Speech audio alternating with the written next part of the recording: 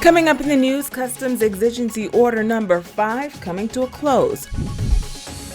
Also, a ban on plastics taking effect tomorrow.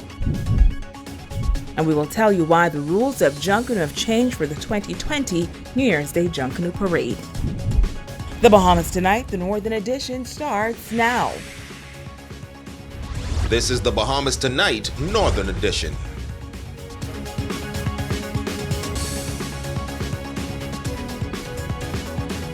This is the Bahamas Tonight, the Northern Edition. Good evening, all. I'm Shashina Will-Farquharson. As always, it is so great to have you with us.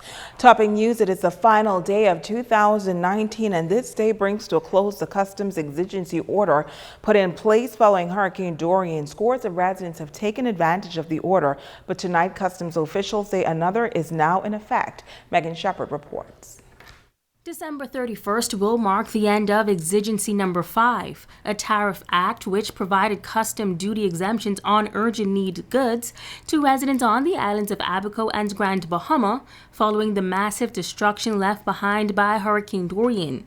Customs Revenue Superintendent Gregory Jones says that as it relates to local purchases under the schedule order of the Special Economic Recovery Zone Relief Order, residents are still entitled to duty and VAT-free concessions. For example, building material items such as building materials and plumbing, electrical supplies. All right, no consolidated tax relief form is required to purchase goods locally. However, the customers are still entitled to be afforded both duty and VAT-free on the aforementioned goods. Please note that all goods exempted under the regime or order, whether they are imported or purchased locally once the goods are over $500 in value, and if the owner wishes to export the goods out of the special zone, which includes Grand Bahama or Abaco, must firstly seek and obtain permission from the Customs Department, where the relevant duty and taxes will be collected accordingly. Now, although Exigency 5 has ended, Jones and Superintendent Larry Bodie note that the Special Economic Recovery Zone Relief Order offers additional concessions. However, the CERTS order will continue to exist for a total of 3 years.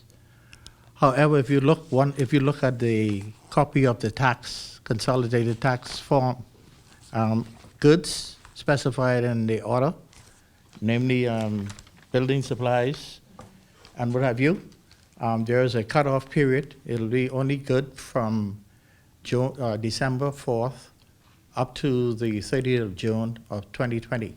The goods that are listed in the exigency are primarily similar to those that existed under the Special Economic Zone Act. There will be a few, perhaps, that have been added, for example, replacement of vessels and vessel parts, that sort of thing. And to licensees who import and sell bonded stock, We were able to uncover several breaches against the Customs Management Act, which resulted in hefty fines being imposed and additional duties collected also. We want to warn the public that these goods that are receiving tax relief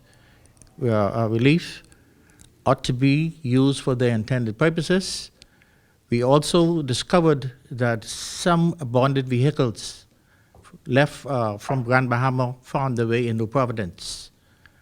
As a matter of fact, that matter is still under active investigation. Jones is also sending a strong warning to anyone committing fraud. They are expected on a monthly basis to submit to Customs a duty entry that actually, in a summarized version, lists the goods that are being sold. Even though there are no duties and taxes to be collected, they're still expected to account for those goods. Megan Shepard, ZNS Network News.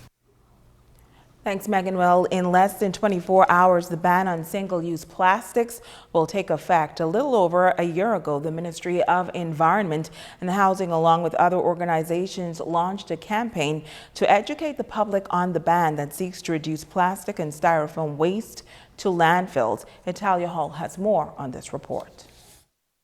Effective January 1st, 2020, Businesses will not be able to import plastic straws, styrofoam containers, plastic utensils, and single-use plastic shopping bags. However, stores will be allowed to charge customers a fee from 25 cents to $1 per bag.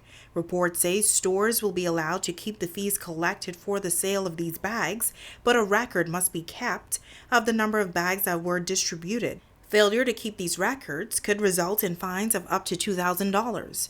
Now, there are biodegradable alternatives to plastic bags and styrofoam containers such as reusable bags, paper, and plant-based food containers, which are now being offered by some stores across the country. Here on Grand Bahama, our ZNS News team visited Sawyer's Fresh Market.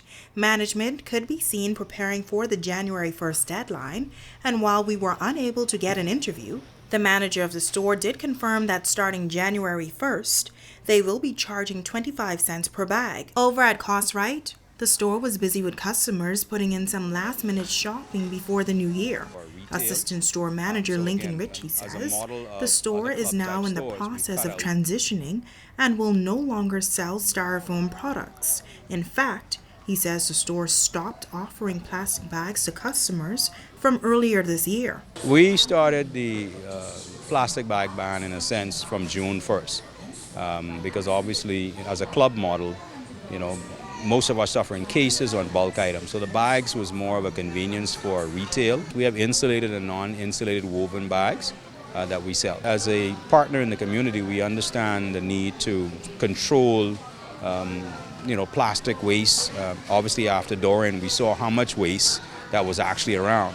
Now whether that came from the landfill or it came from the sea, we're not sure, but it really was a hitting home point when we realized how much plastic was out there. But at Control Chemicals on Queens Highway, it is a different situation. The company has been selling plastic and styrofoam items for some 16 years. President of the company, Eddie Wan, says while he fully agrees with the ban, he does not think that now is the right time for Grand Bahama and Abaco due to the damage caused by Hurricane Dorian. He adds that the cost of the replacement items are just too high.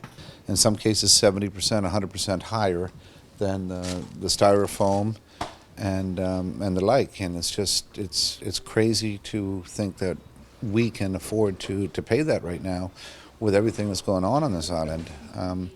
We actually sent an email. I spoke with the Ministry of Environment in Nassau 3-4 times already, and sent them an email yesterday, and I put enough people in copy to know that we're speaking on behalf of our customers. We need a break here. We've been through pure hell in September, and there's a lot of unemployment. People cannot afford it, and I don't care how you shake the shaker, it's going to increase the cost of food, to-go food, tremendously, as a matter of fact. Right now is all I'm saying. Give us a 6-month, 8-month, a year extension for Grand Bahama and Abaco. That's what's needed here. We can't afford it, and you're talking about food. A lot of people eat out. He says more information must be provided on the plastic ban. The replacements for these, for the styrofoam trays. Yeah, you're complaining about the plastic and the single-use bags and single-use this, but when they come in, what do they come in? They come in plastic. What are you going to ban the people from bringing it in because it's wrapped in plastic?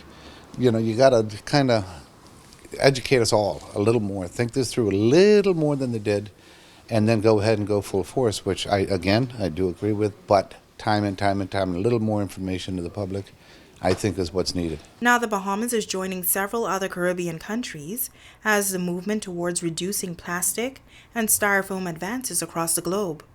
Italia Hall, ZNS Network News.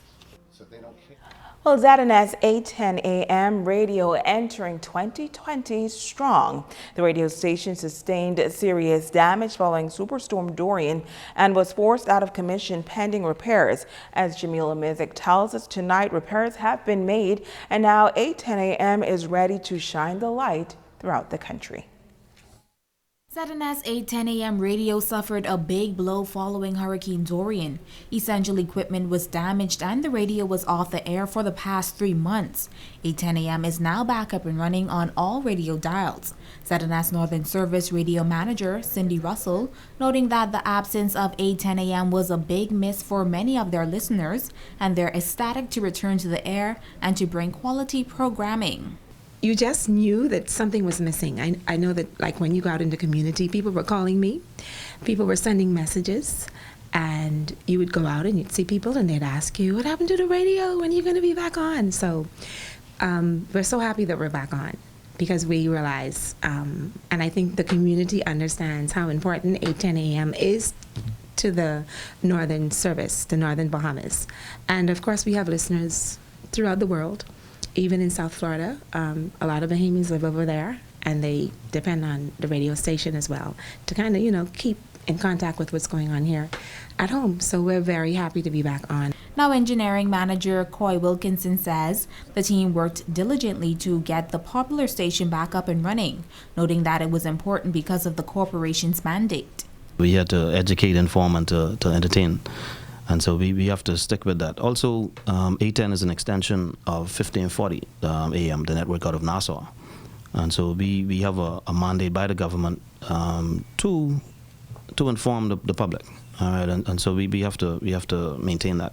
Russell is thanking 8:10 a.m.'s listeners for their patience and says they're looking forward to serving them in 2020. We want to thank our listeners and our clients for staying with us and sticking with us and supporting us and encouraging us as well, because just the mere fact that they were asking, and there seemed to be this when are you going to get back up?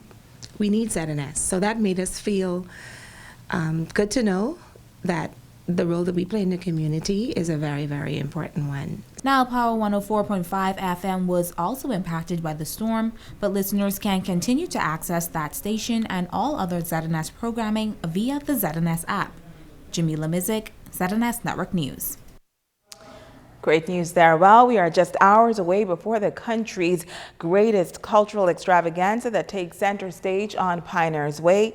Now, despite Hurricane Dorian presenting some challenges to the local groups, the acting chairman of the JUNKANAOO committee says that the group leaders are all amped up and they are ready to go. This time around, though, he says the judging will be much different from the parades of the past. 2020 JUNKANAOO New Year's Day Parade is a go. An acting chairman of the Grand Bahama JUNKANAOO Committee, Kevin Russell, says spectators are encouraged to come out and enjoy the free parade. He notes that the judging process this time around has been scaled down from 10 categories to 5, following consultation with local JUNKANAOO leaders. And the 5 categories are pretty much music, overall performance, best banner, best performance and in the showtime area, and then choreography. And the judges are pretty much going to pay particular attention to originality, the execution of the theme, the agility, movement with the costumes, and then pretty much uniformity. He shares why they made this decision.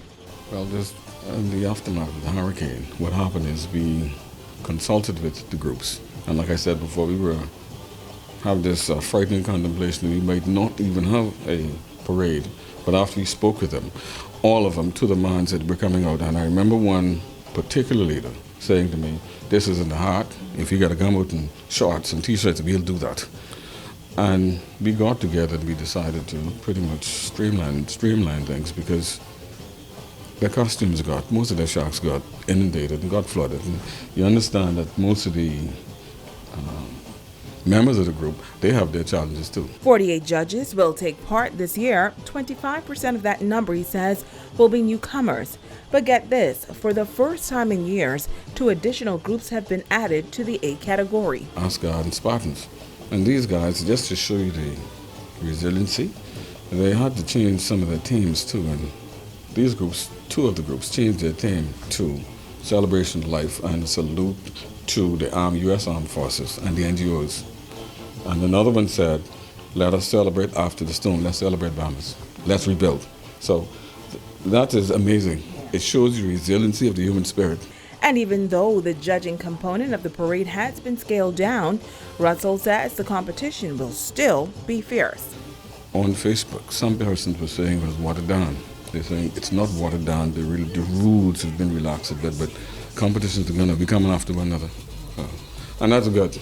That's good. And I must salute these guys, salute the leaders of these JUNKANAOO groups, because pretty much they're